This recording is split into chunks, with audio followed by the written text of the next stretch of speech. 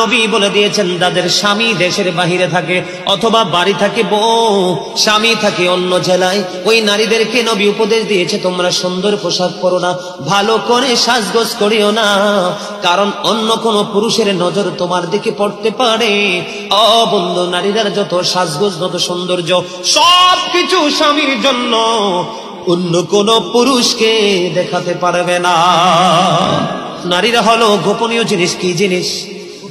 গোপনীয় জিনিস। তারা থাকবে পর্দার ভিতরে, ঘর থেকে বের হলেও পর্দা নিয়ে বের হবে।